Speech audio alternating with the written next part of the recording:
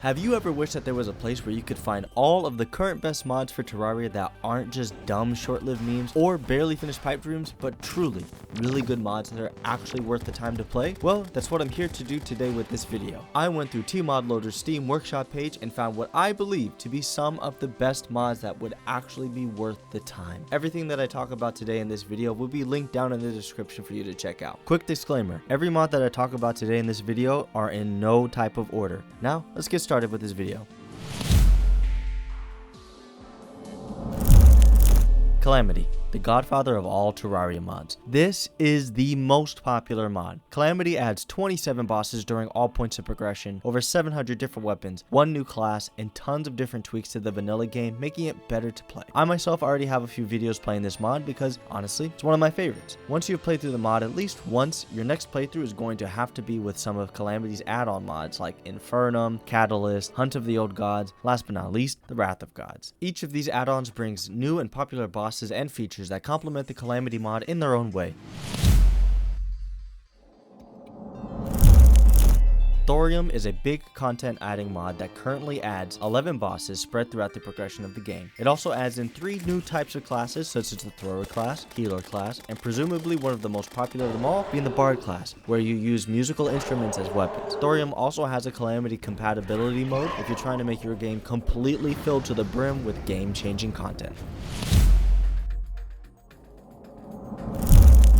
Starlight River has most recently been a very popular and new content mod, honestly simply due to its unique new bosses and breathtaking visuals. However, it's still fairly new and is currently released as an open alpha where the developers are looking for a lot of feedback to improve upon the mod. I'd say if you've played some of the bigger content mods and just want a little something different, you should definitely give this one a try.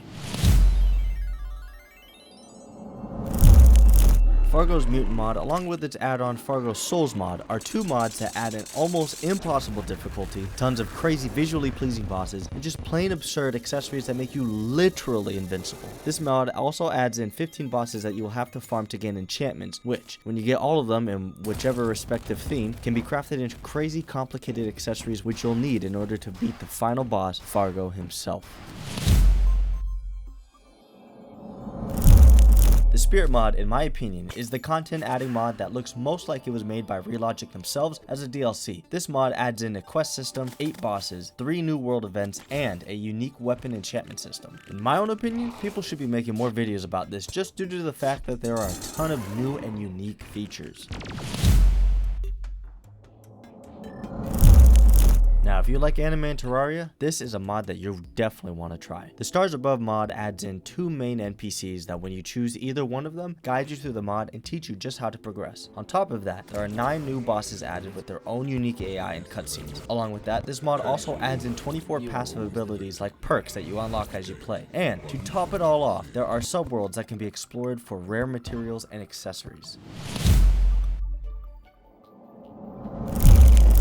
Maybe you like more of a story when you play these games. If that's the case, you'll probably like the mod of Redemption. This mod adds a lot when it comes to content and lore. There are newly generated buildings, and one of them being called the Laboratory. It also adds 11 bosses and over 1,000 new items. They're also planning on adding a new class called the Ritualist. The mod claims to be in beta, but already feels like it has a ton of interesting features, making it feel like it's pretty much a full release. Homeward Journey is a smaller mod adding in a total of 12 bosses, with the majority being post-Moonlord, 113 new NPCs, and over 800 items. Now the mod is not finished, but in my own opinion, it does have a lot of interesting bosses that look fun to add to an existing mod pack that you're already playing. Last but definitely not least for the content mods is the Spooky mod. This is obviously Halloween themed with a lot of unique items, bosses, and biomes. There are 4 new biomes added, along with 6 new bosses that are spawned within their respective biome or structure. This mod is without a doubt best to be played during Halloween. For this next category, I will show you the mods that I think are some of the best quality of life mods to add to all of your playthroughs. Quality of Terraria is my go-to quality of life mod. This adds a ton of features such as non-consumable boss summons, instant NPC housing, and mods that can build, destroy, paint, and place walls, and that's just a few small examples. Not only that, this mod also allows you to completely configure the mod to your liking. Now, I know that I've already talked about the Fargo's mod, so I'll keep this one short and sweet. Fargo's Mutant mod is arguably one of the most popular quality of life mods, with its instant elevator, instant NPC housing, infinite buffs, ammo, and more. This is interchangeable with the previous mod. Auto trash is very self-explanatory. If there's an item that you never want to pick up again, you can put that item in the filter box, and whenever you pick it up, it goes straight into the trash. I myself basically have this mod permanently on. Friendly NPCs don't die mod. Well, the NPCs can't die. Next! Ore Excavator is another mod that I will more than likely never play without. Now, you've probably heard it being called vein mining. Well, instead of breaking each individual block of ore, once you break one, any other of that same ore that is placed next to it will break two, making mining go a lot faster. Magic Storage is an easy way to keep all of your items organized. The storage system comes with a search bar, item filter, and compressed crafting stations. This mod also adds a wireless storage interface and crafting interface so that you can access your storage system from anywhere in the world. Recipe Browser is a mod that allows you to search for specific items in order to see its crafting recipe and what crafting station is needed to make it. You can also see what an item is used for if it's a material, or what enemy drops what item. Alchemist NPC mod adds in 7 new NPCs that all sell useful items that can help eliminate the grinding parts of Terraria, but most importantly, it adds in an NPC that sells all of the buff potions. No more items stuck in blocks. You know, I love Terraria modders sometimes, just because there's no way you don't know what this mod does. These next mods are all about making your game look completely new. Lights and Shadows adds light streaks and glows from the sun and any other light sources in game. During the night, it also enhances shadows. Atmospheric torches add a little bit of a flicker from torches. Improved movement visuals make sure characters' head follow the direction of wherever your cursor is at. This adds a small little bit of detail to the game. Terraria Ambience adds a nice ambient noise to the game, from a simple bird chirping to different footsteps based on the sound of what type of block you're walking on. Here, give a listen.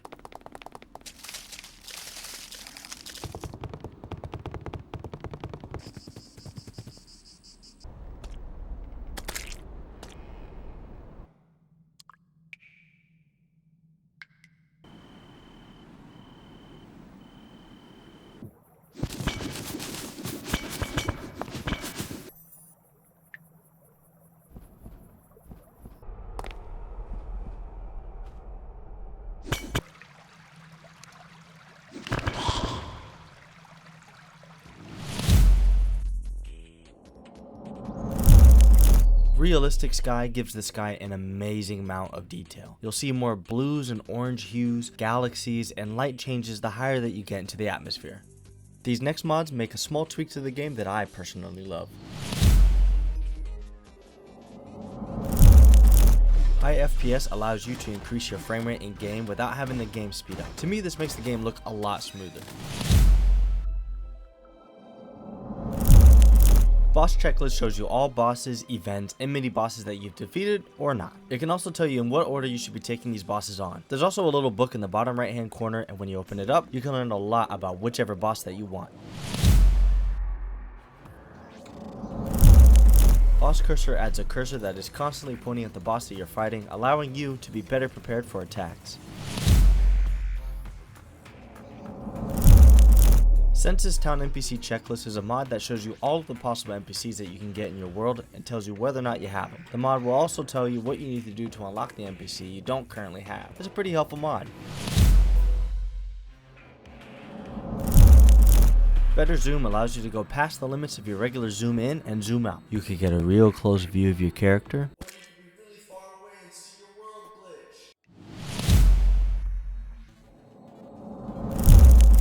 Angler Shop adds a shop to the Angler NPC so you can buy items that you would typically have to fish for. IMK Sushi mod, also known as Token mod, adds drops that can be used in crafting that can assist in reducing the grind of Terraria. All of the tokens scale along with you as you play, and there's even a token that lets you swap boss drops. Now it's always good to try something new, so these next mods, I'm confident that you haven't heard of at least one. Weapon Enchantments adds a ton of unique and interchangeable enchantments for your weapons, armor, and accessories. I think there's a ton of potential for new and interesting videos with this mod, and just in general, a lot of fun. Gensokyo is a mod that is highly influenced by a game franchise called Touhou. I'm probably pronouncing that wrong, but it's a bullet hell game. This mod adds 21 new bosses, a new biome, and 1 NPC. Now, I believe that this would do really well as an addition to a big mod pack. The Story of the Red Cloud is a huge content mod with its own custom world based off of the popular game Dark Souls. The Story of Red Cloud adds in 27 new bosses, 8 NPCs, more than 800 unique items, and Dark Souls mechanics. Apache's Classes Reborn adds in a new way to look at classes in Terraria with currently 6 new classes. This mod also adds in daily quests that can be completed for reward, and a roguelike system that lets you use runes to unlock small permanent and scalable buffs for your character. Expanded Terraria is a tiny mod that builds into the vanilla game by adding new weapons, armor, NPCs, and more. As of right now, the majority of the changes in the mod only affect the early game, but is currently in the works to add more for the late game. Foldering is a UI mod that allows you to have folders in your character and world menu. This is perfect for people who just like to stay organized and neat, or if you're a YouTuber and you just don't want to mix up your worlds.